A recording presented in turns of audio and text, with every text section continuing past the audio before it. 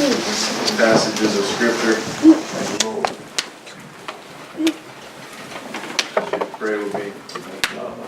Pray for me. So express my burden here.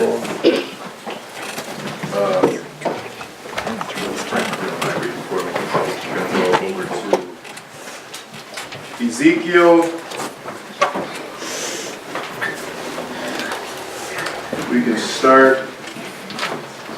reading. First scripture, Ezekiel 22, chapter 22, verse 29. The people of the land have used oppression and exercised robbery, and have vexed the poor and needy. Yea, they have oppressed the stranger wrongfully. One more verse. And I sought for a man among them That should make up the hedge, and stand in the gap before me, for the land, that I should not destroy it. That's good. Go to Psalms chapter 1. Psalms chapter 1. And we can read the first verse. Blessed is the man that walketh not in the counsel of the ungodly, nor standeth in the way of the sinners, nor sitteth in the seat of the scornful. So our thought and our burden tonight is standing in the gap or standing in the way. Standing in the gap or standing in the way. And before I start, I wanted us to ask ourselves these two questions.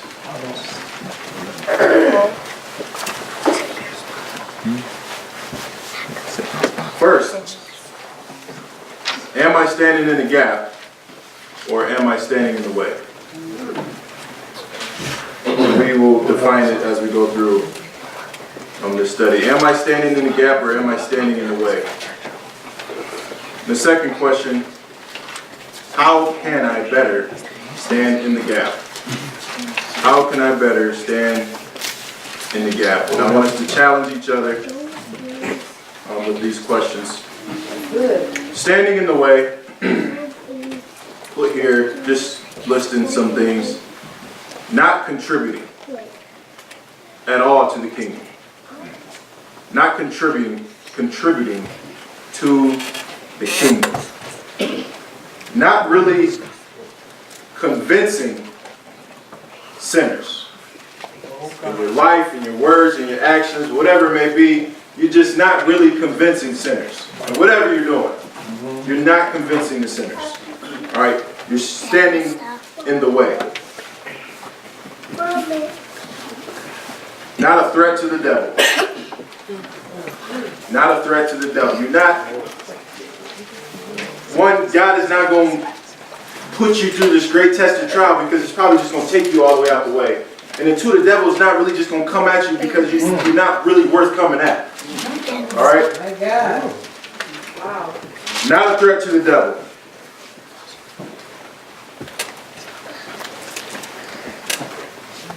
Put here an obstruction, hindering progress. And I want to make this clear: you're not going to hinder the Church of God. You can't hinder the Church of God.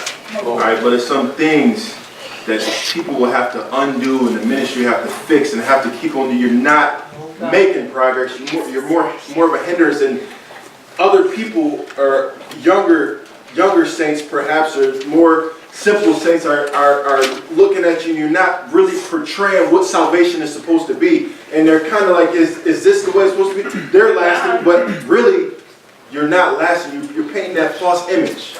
You're hindering. All right? Standing in the gap. Ready to bear the burden. Just ready to bear the burden. It's in you. Whatever it is, Lord, I'm ready to do some now. Maybe you don't have all the answers to this and that, but Lord, I'm ready to do more for the kingdom. I want to do more for the kingdom. My heart, my desire is there to do more for the kingdom. I want to take on these burdens, whether it's with prayer, whether it's with fasting, whether it's stopping here to see a new convert or doing whatever. I'm just ready to bear a burden for the kingdom. Able to pray some things through. Able, standing in the gap, you're able to pray some things through. Put here, contributing to the harvest. Contribute. Maybe you didn't water. Maybe you didn't have the exhortation. Maybe you didn't have the certain song that moved somebody. Maybe you didn't, but you planted the seed. You invited them to service. You talked to them about sanctification and they gained that inspiration. Maybe you didn't plant the seed. Maybe you just got the ground ready. Just come on, man. It's okay. It's okay. Some of the faults you bared it because you know one day they want to get right, so you didn't just beat them down, but you contributed to the kingdom. You contributed to the harvest. Standing in the gap. You have a testimony. You have a testimony. You've been through some trials, you've been through some tests, and you've been through them the right way. And now you are able to impart, and people can see it. They can see it in your life. All right? And this is actually one of the points. I'm sorry, I don't want to get this one. Studious. All right? Not just for the love of knowledge and self and having all this understanding, but for the love of the gospel, for the love of the kingdom of God. You want to be able to not just break stuff down because you got the knowledge to, but you want to be able to impart it. And to be able to share the gospel to where somebody can understand it and get a light and understanding. That's why you study and you dig and you want God. You want to get a revelation from God so you can give somebody else this revelation so they can get light and to be able to walk in. And you want to be able to share that. That's good. And the last, it's actually one of my points here. And so I'm not going to go too deep into it before it. But burden for the next generation. Oh God. Standing in the gap, you're burdened for the next generation. All right, so standing in the way. Traits, some of the traits of standing in the way and standing in the gap. We're going to look at standing in the way first. And we're going to move through these as swiftly as possible. Let's go to 2 Samuel.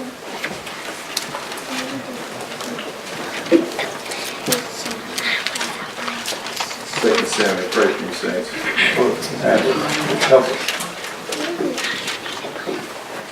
2 Samuel 11:1.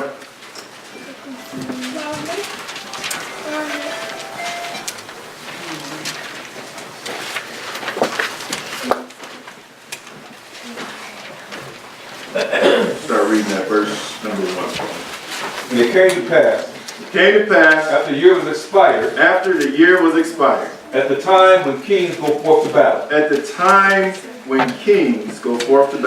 that David sent Joab, and his servants with him, and all Israel. Yes. And they destroyed the children of Ammon and besieged Rabbah.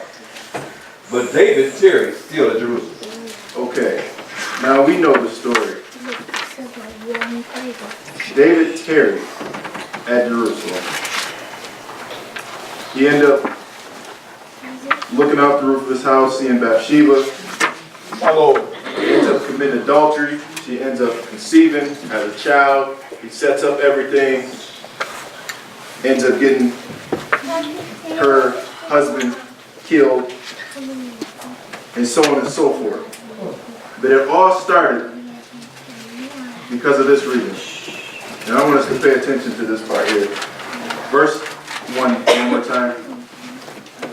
And it came to pass, after the year was expired, yes, at the time when kings go forth to battle, read. that David sent Joab, and his servants with him, and all Israel. Okay. It says at the end of the scripture, says that David tarried still at Jerusalem. The first trait, and I'm going to try to move through this quickly, saints. The first trait of standing in the way, someone standing in the way, is that they're not where they are supposed to be. All right? And that's not always physically, that's spiritually. All right? Here, it said it came to pass after years expired at the time when kings go forth to battle. So here, I take this scripture. It was some victories that needed to be won. It was some situations that needed to be dealt with. It was something in your experience, in their experience, that needed to be dealt with. But instead, they tarried. They're tearing, they're messing around with this, where you don't have. I'm thinking of this burden, saints, because I really feel that we're living in a time where God is not, there is no, we hear it all the time, but there really is no bench warmers. There's absolutely no, I played on championship teams and I played on losing teams. 9 times out of 10, the championship team, the bench is only for a brief retreat for the starters to get coached up. All right? On a losing team, it's players on the bench, on the knees. He said, but here on the winning team, there's no time. Amen. Everybody is going to be used on this last day. Everybody, from the teenagers, from the newcomers, everybody has a part to play. And we're at the point where you are either standing in the gap or you are standing in the way. You are in the gap. You're praying for your family members. You're praying for the saints to move up higher. You're praying for yourself, reflecting on yourself, and you're trying to move up higher, standing in the gap for the church of God, for the sinners that's not in here, for our family members, or you're standing in the way. They're not looking at you as a vessel to where, man, I want to be like him so I can get saved. If he just stay right, then I know I can make it. You're not that person if you're standing in the way. He said, at a time when kings go forth to battle. Now the Bible talks about it's a time for everything. All right, there's a time to go to war. There's a time to be at peace. He said, but at this particular time, you're supposed to be out. You're supposed to be praying this. Whatever it is, you got this. Whatever that is, you're supposed to be praying that situation away. But you're tearing. Now you got to deal with this situation. Now, and people, because of this, they enter into some unnecessary temptations. Unnecessary temptations because of it. All right. Hebrews 5:12. Quickly.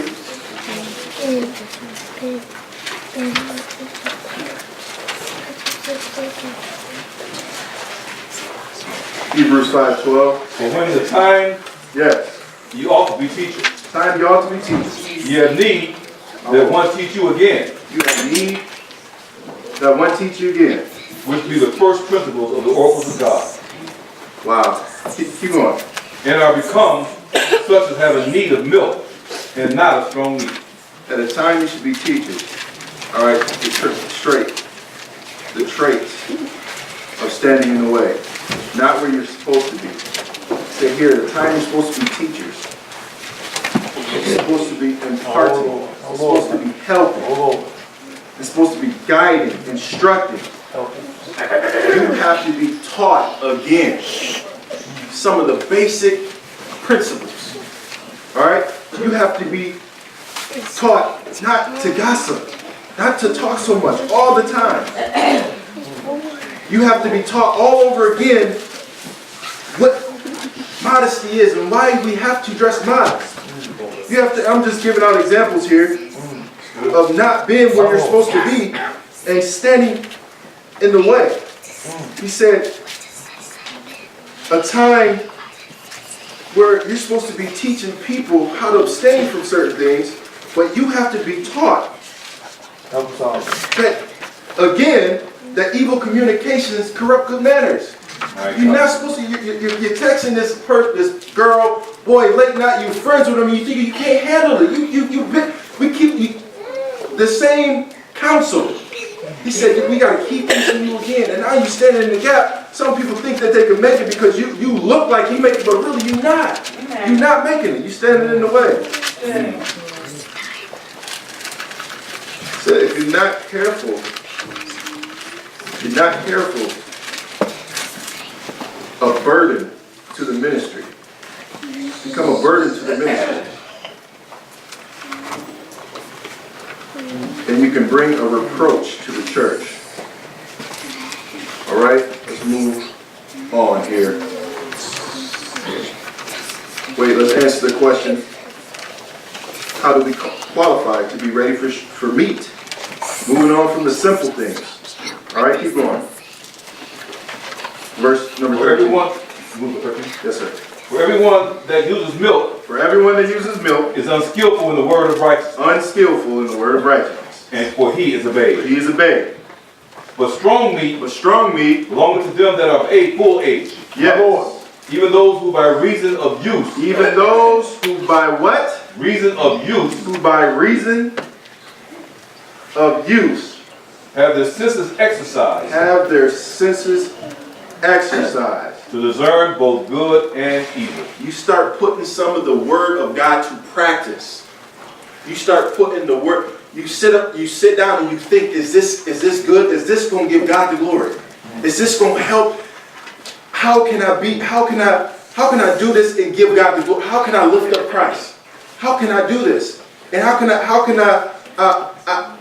don't want to be a reproach. I don't want to be in the way at all. How you sit down and you reason, and God gives you understanding on certain things, and you take heed, you be obedient, you take heed and you walk in it. You take heed and you walk in it. All right, he said, strong meat belonging to them that are full of age, who by reason have used their senses, exercised to discern both good and evil. All right, number 2. Let's go to Proverbs 22. Proverbs chapter 22.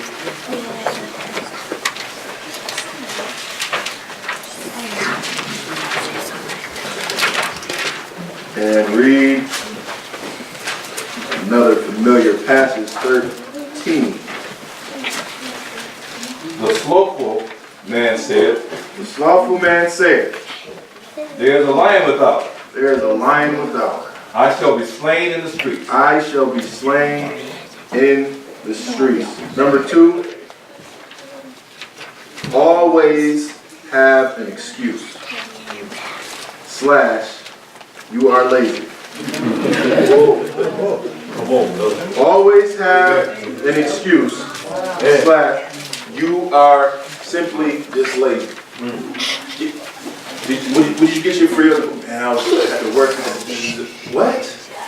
You just always, for whatever reason, you always have an excuse. You got to get past that.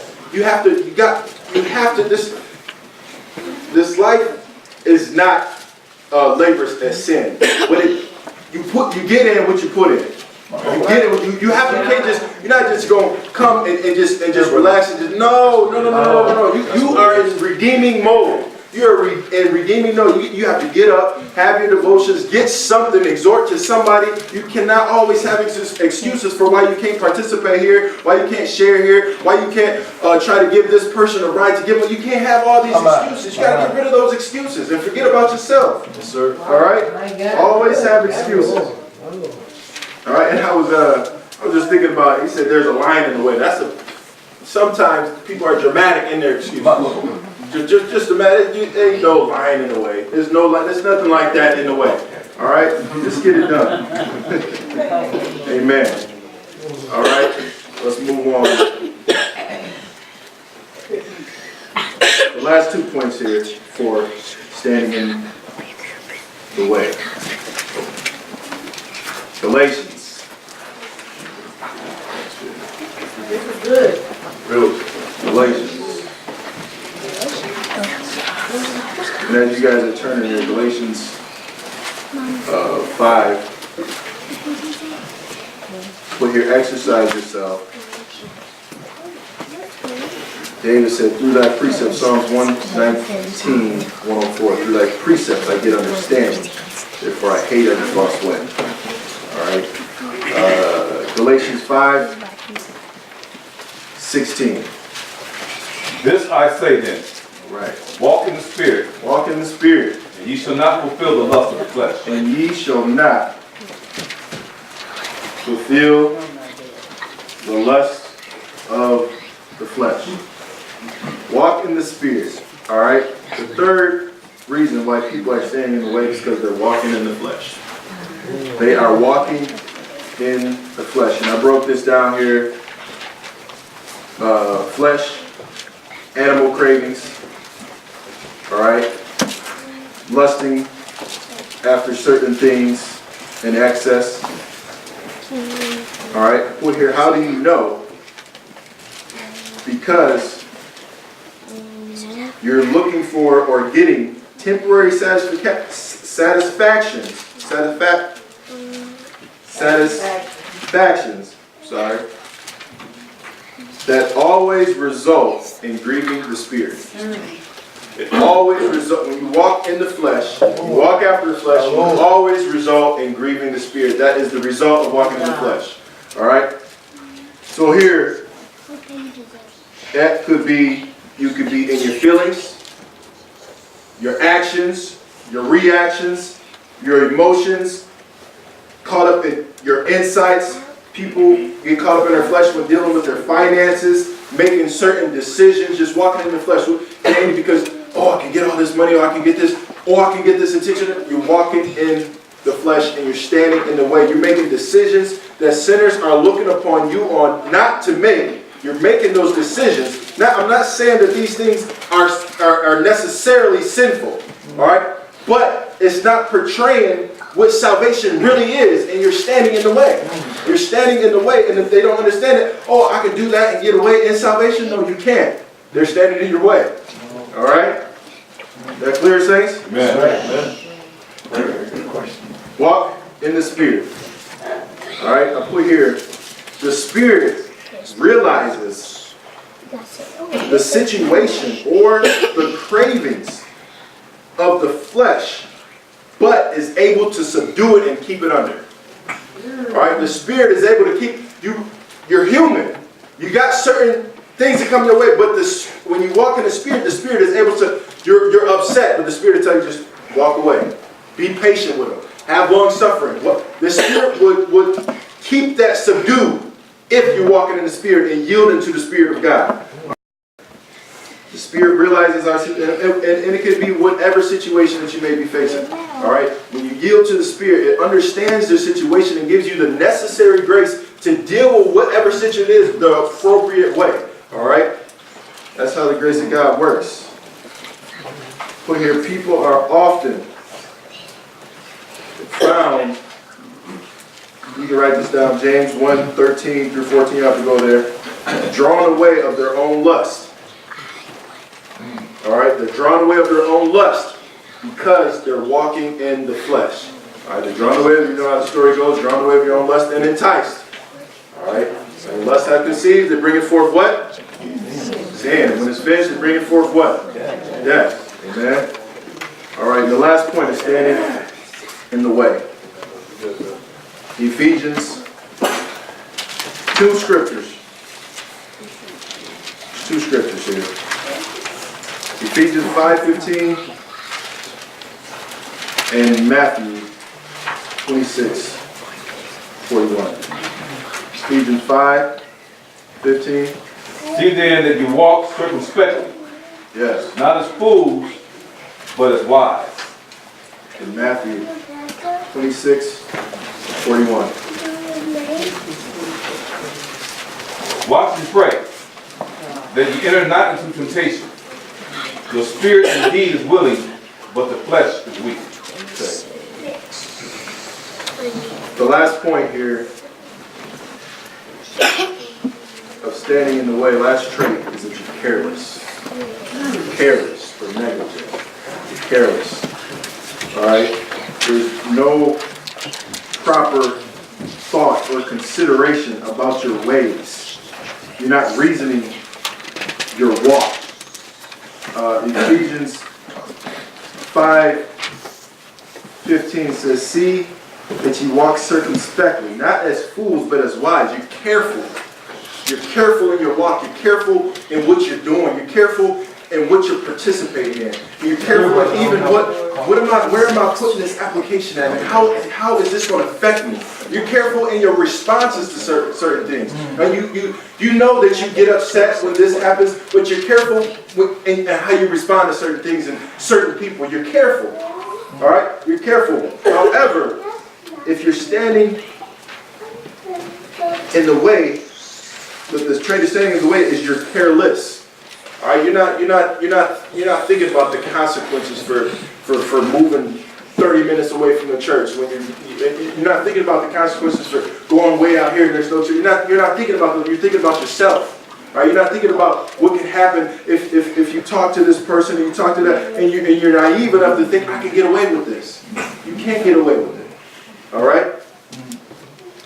All right. So moving on to standing in the gap. Psalms 139. Psalms 139, saints. We're going to go through these.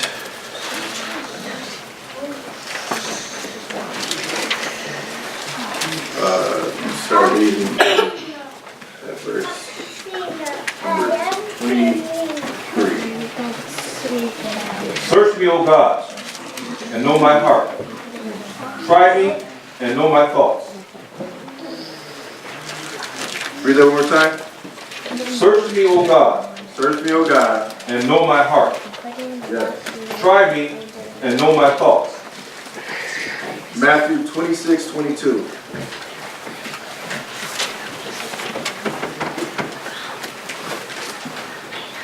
And they were exceeding sorrowful, and began every one of them to say unto him, Lord, is it I? Okay. So Jesus told him that somebody was going to betray him. The point that I want to make here, the first point, is making sure that there is nothing in the way. You're always making sure that there's no question marks. All right? He said, search me, O Lord. And then the apostle said, is it I? Is it you're checking yourself? I just want to make sure that I don't have nothing because my burden is to stand in the gap for my family, for anybody else. I want to make sure there's nothing in the way. And I'm not going to be pushed around by the devil, but I'm not going to be senseless. All right? I want to be sensitive to the things of God. I want to stay sensitive to the things of God and make sure that I can reflect accurately and to know there's nothing in the way. And I was just thinking, I was sharing this with somebody, how Job, he was going through all the situations, and he said, I don't feel God over here. I don't feel God over there. I reflect on my experience. I don't feel God back here. I try to move forward. I don't feel. He said, but I do know one thing. I'm clear. Yes. I am clear. I have no question marks. I am clear, and I can just keep. I can either stay right here if you want me to, or I can keep on going forward because there's no question. Because I want to be able to stand in the gap and to continue to stand in the gap. All right. Number 2. I'm sorry, last thing, they don't let a message slip. They don't let a message slip by them, all right? In that reflection, they don't let a message slip. They take all that they can, as the brother was bringing out the other day. They take all that they can, and they measure up.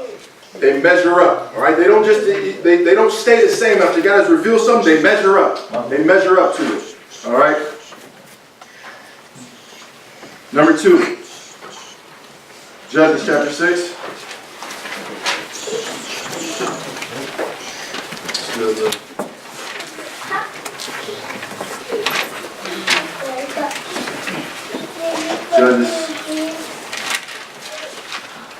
chapter 6. All right, and for time's sake, we're going to read the key scriptures here. All right. So here, just for background, the children of Israel were being prevailed against by the Midianites. The Midianites. All right? So God comes and speaks to Gideon. All right? And we're going to start reading at verse 7. And it came to pass, Yeah. when the children of Israel cried unto the Lord because of the Midianites, that the Lord sent a prophet unto the children of Israel, which said unto them, Thus said the Lord God of Israel, I brought you up from Egypt, and brought you forth out of the house of bondage. And I delivered you out of the hand of the Egyptians, and out of the hand of all that oppressed you. And Go on to verse 12. And the angel of the Lord appeared unto him, Appeared unto Gideon. and said unto him, Yeah. The Lord is with thee, Yeah. thou mighty man of valor. All right.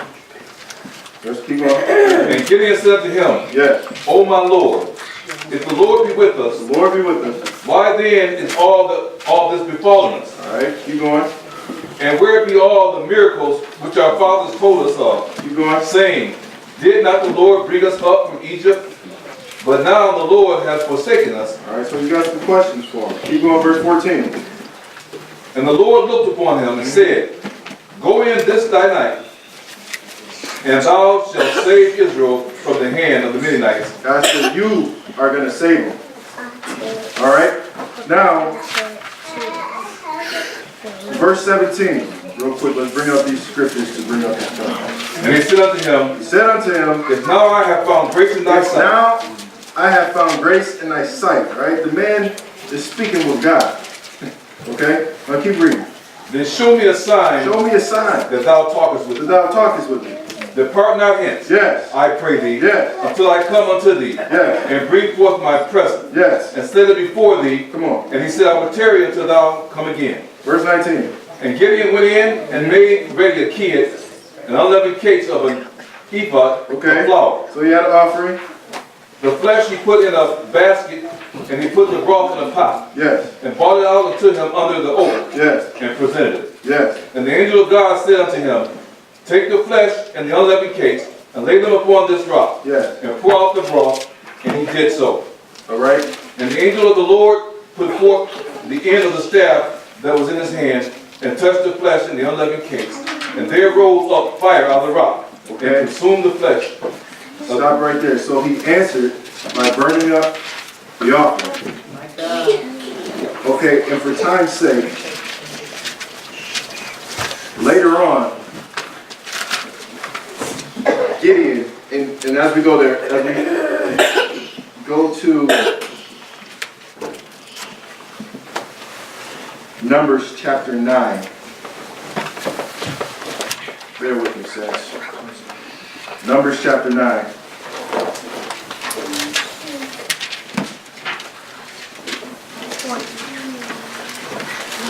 And I'll read this here. The Bible said, talking about the cloud hovering over the children of Israel. And it was so, in verse 21 it says, And it was so when the cloud abode from even unto the morning, that the cloud was taken up in the morning, then they journeyed. Whether it was by day or by night that the cloud was taken up, they journeyed. Whether it were 2 days or a month or a year that they tarried, that the cloud tarried upon the tabernacle, remaining thereon, the children of Israel abode. All right. So verse 23 says, At the commandment of the Lord, they rested in their tents, and at the commandment of the Lord, they journeyed. The second point here is they are constantly making sure God is guiding. They're constantly making sure they're not too busy in life. All right. Gideon got a response from God. The first, he said, if you be with me, let me know that you're with me. All right. God already told me. First of all, God already told me. He said, look, you are going to deliver these people. All right. So he said, but if you be with me, give me the. Gave him a sign. And then again, later on with the fleece, he asked for another sign. So it wasn't that he was tempting the Lord, but he wanted to constantly know that God is affirming what I'm doing in my life.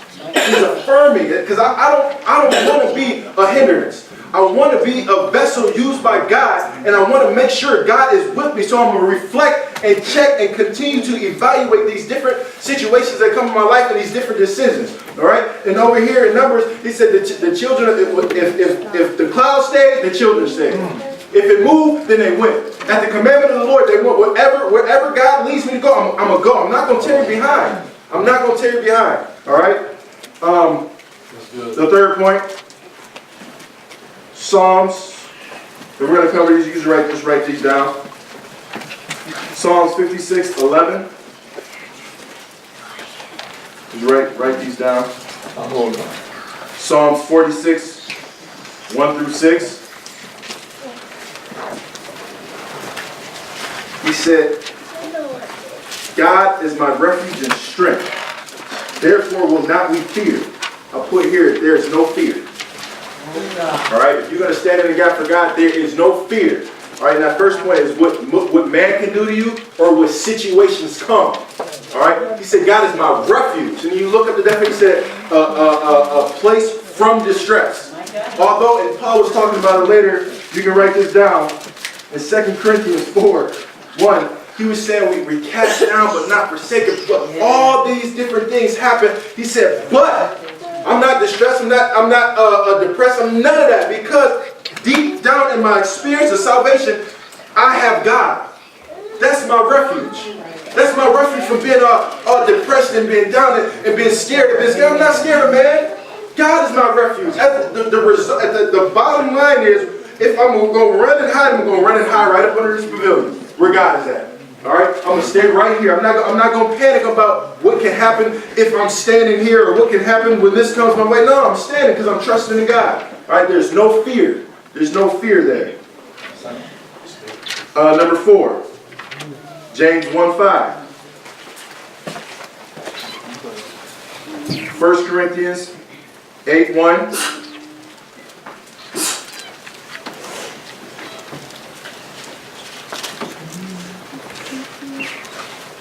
They obtained wisdom. They obtained wisdom. All right? Through prayer, they get wisdom and understanding from God. All right? They know wisdom is the application of knowledge and judgment. They know when to say certain things. They know when to do certain things. They know when to withhold themselves from going certain places. They know they can discern whether or not this person is really not with them. I'm not going to go hang out with them. I'm not going to spend my time. I'm not going to waste my virtue trying to convert this person and try to get to know. I'm going to use wisdom. And with dealing with people that's not saved, they know the man, he just lost his mom, he just lost his son, and it was because of a situation that he did. You gonna say you should have been saved? You was no. I know how to use wisdom. I know how to make modesty attractive. I'm not just gonna get up and just testify. Oh, I don't do this. I don't do this. Why don't you do that? Why don't? What did God? Now, I'm not saying we don't proclaim the gospel, but show how God gave you an understanding of that. That's wisdom. God had given them wisdom. All right, they know how to obtain wisdom. Number 5, this is the second to last point. Isaiah 6:2, 1-10.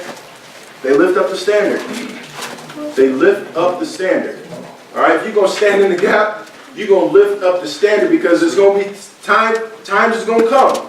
You're going to be tried, and some people are going to fall by the wayside. Some people are going to try to bring the standard down. But if you're going to stand in the gap effectively, you're going to lift up the standard. I got to add another fast day. I got to do this. I'm lifting up the standard. I'm lifting up the standard. We're going to pray more. We're going to do this more. I'm lifting up the standard. All right? I'm going to lift up Christ no matter what, wherever I'm at. All right? And the last point, saints. The last point, Psalm 78. We spoke about it at the beginning, and we'll close here. Psalm 78. You can start reading that. Give ear, O my people, to my law. Incline your ears to the words of my mouth. Yes. I will open my mouth in a parable. I will utter dark sayings of old. Yes. Which we have heard and known, and our fathers have told us. We have heard and known, and our fathers have told us. We will not hide them, My Lord, from their children. we will not hide them from their children. Showing to the generation to come. Showing to the generation to come The praises of the the Lord. praises of the Lord. And his strength Yes. and his wonderful works that he hath done. Verse 7. That they might set their hope in God. That they might set their hope in God. And not forget the words of And God. not forget the works of God. But keep his commandments. The last point is that they are burdened for the next generation.